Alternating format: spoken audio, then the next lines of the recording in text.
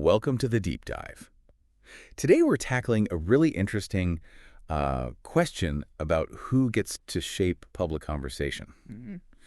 We're digging into a recent exchange, you might have seen it, featuring Douglas Murray, Dave Smith, and Joe Rogan, but we're looking at it through Tom Bilyeu's breakdown on YouTube. Okay. And the core of it is this. In a world just, well, saturated with information, whose voices should we prioritize? And, what role does expertise actually play? It's a crucial debate for listeners, isn't it? Because you're constantly navigating this flood of information. Exactly. And this conversation, it really highlights a central tension. Is there a danger in, let's say, a less informed public shaping important narratives? Bilyeu actually calls it the dumb voter problem. Yeah. And if that is a danger, should experts maybe have a greater role in guiding those narratives? Or, do we prioritize the idea that everyone, just anyone, has a right to speak and contribute regardless of credentials? Yeah, that's the push and pull. From what we've seen, Douglas Murray, he leans toward the idea that, okay, sure, everyone has a voice. But the platforms with the biggest reach, they have a responsibility, he thinks, to also amplify expert voices, to ensure some baseline of factual accuracy. To avoid the less informed views taking over. Exactly. To prevent those viewpoints, maybe entertaining but less informed, from becoming the only narrative. He even used the word weird when only one side, possibly an inaccurate one, gets all the attention. And then you've got Dave Smith coming from, well, a pretty different angle. Right. He really emphasizes that you don't need, a PhD to have valuable insights. He seems concerned about the potential for what he calls the expert class to be flawed, maybe have their own agendas, or, I don't know, even be actively controlling. He brought up his own examples, right? Yeah, he brings up his own perspective on things like the COVID lockdowns and vaccine mandates, arguing that non-expert voices like his own were actually important in challenging that prevailing wisdom. And right in the middle of all this, you have Joe Rogan. In this particular clip, anyway, he seems more like an observer. Yeah. Just sort of setting the stage for this back and forth between Murray and Smith. Yeah, facilitating. And then there's Tom Bilyeu, who's kind of providing the framework for our dive today. Right.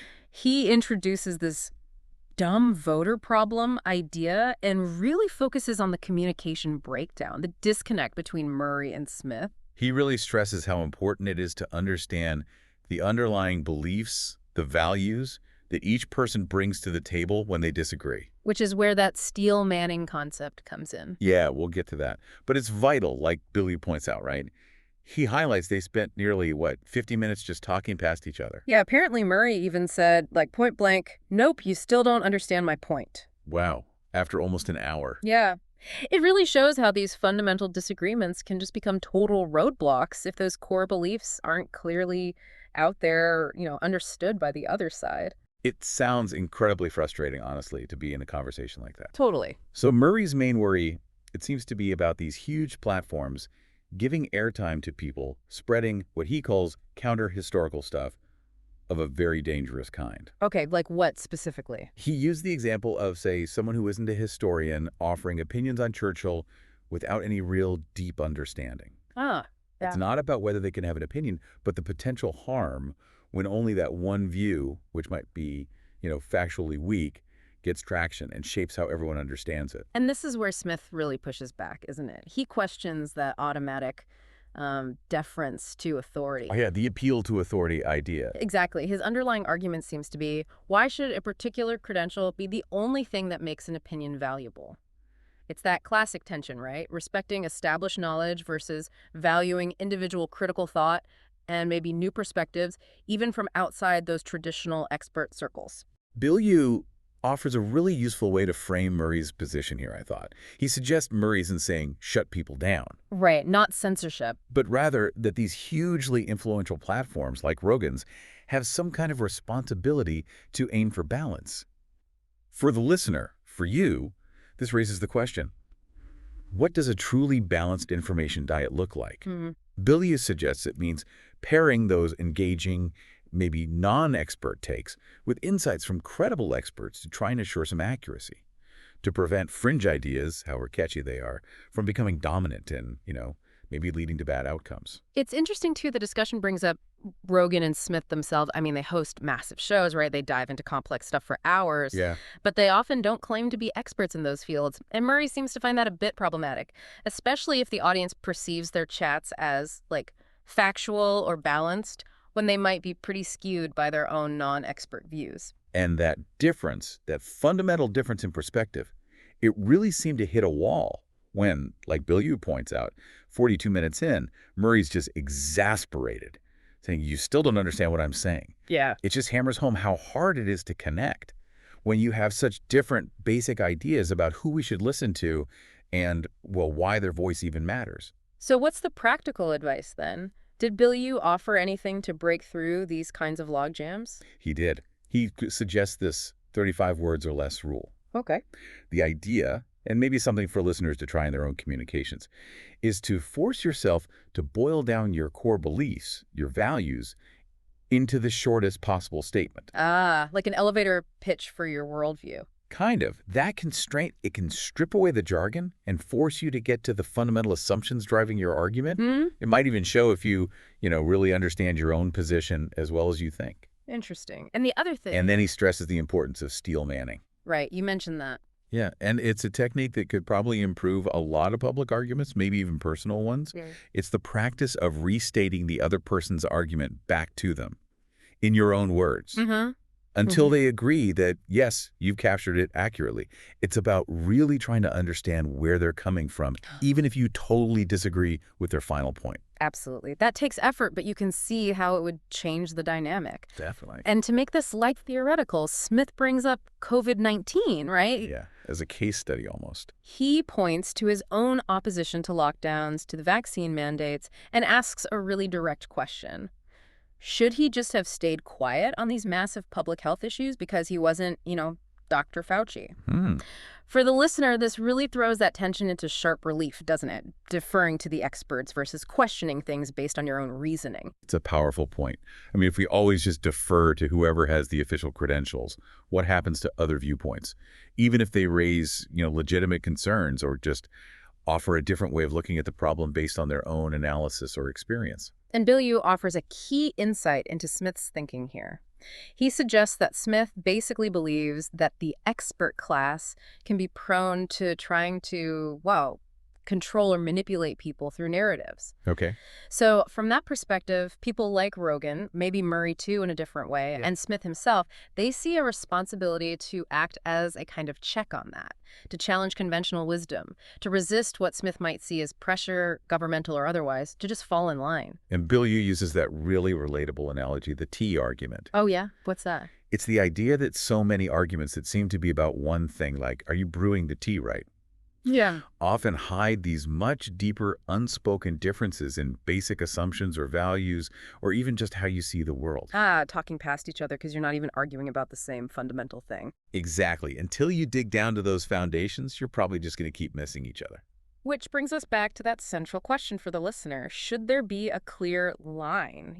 Who gets allowed to talk, especially when you distinguish between, a professional historian and a podcaster talking history? Or experts versus non-experts with strong opinions? It's really complicated. It is. And Bill Yu shares his own take, his personal ought. He says he recognizes the historical dangers of elites controlling narratives. He's really wary of that. But at the same time, he also sees the potential for chaos, for negative consequences in a totally unfiltered information space where anyone can say anything, regardless of whether it's true or what their intent is. So what's his ideal then? Where does he land? His ideal, as he lays it out, seems to be finding a balance. He pictures a public square where lots of different voices can be heard. He thinks that could prevent the kind of single top-down story he felt happened during COVID. Okay, so diversity of thought is key for him. Yeah. He wants individuals, like our listeners, to have access to different perspectives, even conflicting ones, so they can make their own informed decisions. He actually uses Brett Weinstein as an example, someone controversial for some, but whose voice, Bill Yu thinks, shouldn't just be silenced. Interesting. And Bill Yu really pushes this idea, the tension itself, the debate between well-meaning people with different views is actually crucial. It's how we get closer to understanding complex stuff over time. So let everyone talk, basically. despite the noise. He seems to believe that, yeah. That despite the inevitable noise, maybe misinformation, letting lots of voices be heard is ultimately better, safer maybe, than any kind of top-down control over information. Now, Murray, according to Bill Yu's interpretation, brings in another angle. He compares it to social media algorithms. How so? He thinks a similar algorithm is now playing out in the real world, one that prioritizes engagement, clicks, virality, Right. over actual truth or accuracy. For the listener, this could explain why some really sensational or maybe just emotionally charged narratives seem to spread so fast.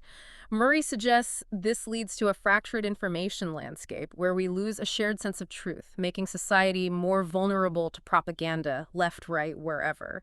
But Bill Yu pushes back on that, doesn't he? Where does he place the responsibility? He puts it squarely on the individual, on you, the listener, not on the platforms, not on the broadcasters. So it's up to us to find the balance. That's his argument. He stresses the importance of actively seeking out different perspectives, especially ones that challenge what you already believe, to better understand cause and effect, and ultimately to form your own well-reasoned conclusions. He even explicitly tells his listeners, go listen to other people, don't just take my word for it. That's refreshing. He then connects this whole expertise debate really insightfully to a later bit in the Rogan chat about the Israel-Gaza conflict. Apparently, Murray questioned Dave Smith's lack of firsthand experience there. Oh, okay, so that adds another layer. Exactly. What kind of knowledge matters most? Is it being there, the lived experience? Or is it the ability to synthesize information from lots of sources, even if you haven't been there yourself? Where does Bill Yu fall on that? He says he personally values the synthesis part most highly, the ability to pull together different strands. But he definitely admits that firsthand experience is a huge plus. Makes sense. He uses himself as an example, talking about parenting, even though he wasn't a parent at the time. He gets why someone might prefer to hear from actual parents. Sure. But he still thinks his synthesis, his analysis, can offer value. His big takeaway for the listener is always try to find at least one useful nugget from anyone speaking, and this is crucial. Actively look for evidence that might disprove what you currently think. Always challenge yourself. Okay, let's shift gears a bit. The conversation also touched on some pretty major economic developments. Tariffs, U.S. and China. Yeah, that came up, and it's striking how fast that escalated. It really highlights the ongoing complexities in that trade relationship. They touched on different ways to see this trade war, right? Yeah. It's like win-lose. Yeah, is it a zero-sum game, or is it more like an economic conflict that could, potentially spill over? They even mentioned Thucydides' crap, that idea of a rising power challenging an established one. Which really makes you think about long-term global stability, doesn't it? And the potential impact on everything. Definitely. Bill, you brought in Besant's view here, arguing China might actually be in a trickier spot economically. Why is that? Just because of the sheer volume difference, China exports way more goods to the U.S. than the U.S. exports to China. So that imbalance could give the U.S. some leverage. And the interpretation of Trump's strategy, what was that? The idea floated was that maybe these tariffs are a deliberate move to try and isolate China economically, possibly even to set up a whole new framework for global trade. There was even a mention of other countries supposedly being interested in negotiating directly with the U.S. outside the usual channels. Ambitious. The conversation also pointed out a key difference between the two systems. The Chinese government can really lean on its domestic companies, like Shane was mentioned, Right. in ways the U.S. government just can't or doesn't. And that fundamental difference, the U.S. pushing back against China's model of, low-cost labor, subsidies, non-tariff barriers, that seems to be at the heart of it. But what about the impact on us, the consumers? Do these tariffs just mean higher prices? Interestingly, not always, or at least not directly dollar for dollar. Historically, when tariffs go up, companies often absorb some of that cost to stay competitive. Oh, okay. They mentioned Best Buy maybe using tariffs as an excuse to hike prices, but then competitors might hold their prices steady to grab market share. So it's not always a straight pass-through. So what's the argument for these tariffs then, from that perspective? Well, the perspective presented was that they could be seen as a tool to try and level the playing field in global trade, maybe move towards what some see as a truly free market. Meaning the view is the U.S. has been in an unfair system for a while, and these tariffs are a way to kind of reset things, push for a system based more on pure competition and innovation. Okay. Let's switch topics again. Another big issue came up. China buying U.S. farmland. Dr. Phil apparently talked to Trump about this. Right. The concern highlighted was that some of these land buys are worryingly close to important military bases or critical infrastructure like fiber optic lines. That sounds concerning. It does raise those national security flags. But the discussion also pointed out, to be fair, that other purchases seem to be in prime farming areas, suggesting maybe just straightforward economic motives are involved too. Right. Not everything is espionage. Probably not. And the point was also made that, let's be realistic, surveillance is likely a two-way street between big powers like the US and China in today's world. What seemed really interesting, though, was the shift in perspective noted. Like, the growing worry about a potential future conflict with China is making people rethink foreign investment in things now seen as critical infrastructure, farmland being one. Yeah, that idea of the choke point, becoming reliant on a potential rival for essential manufacturing or even food, Yeah. that's starting to look like a major strategic vulnerability. Definitely a shift in thinking. Okay, one last thing, completely different vibe.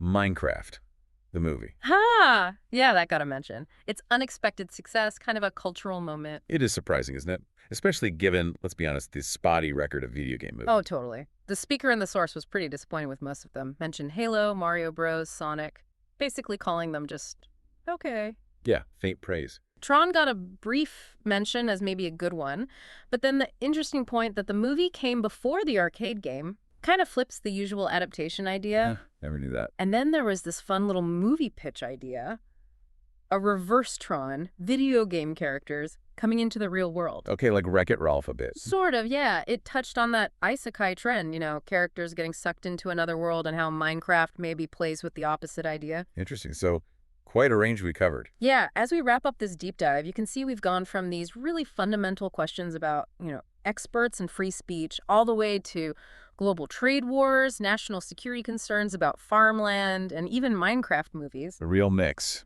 We've looked at that tension, Mhm. relying on experts versus valuing individual voices, the sheer difficulty of communicating when underlying beliefs clash, and just the complex dynamics shaping trade, security, everything. And as we've tried to emphasize throughout, that ultimate responsibility for navigating all this complexity, for figuring out what to believe, for forming your own informed opinions, well, that really lies with you, the listener. Mm-hmm. We hope this dive has maybe given you some frameworks, some ways to think about these things, and maybe encouraged you to actively seek out different views and really critically assess the information bombarding you every day. Yeah, maybe think about the bigger picture, too. What are the implications if our shared understanding of truth keeps fragmenting? How do you personally navigate that? Right. And what is the right role for experts in your own life? Yeah. When should you listen and when should you maybe question them? And these huge economic and geopolitical tensions we talked about, what are the long-term ripple effects going to be? Big questions. Definitely food for thought. They are significant questions, yeah. And we really encourage you to continue your own deep dive into all this. Use the tools we talked about, trying to understand those underlying beliefs, actively seeking out different, even conflicting perspectives. Use that as your starting point. Thanks for joining us.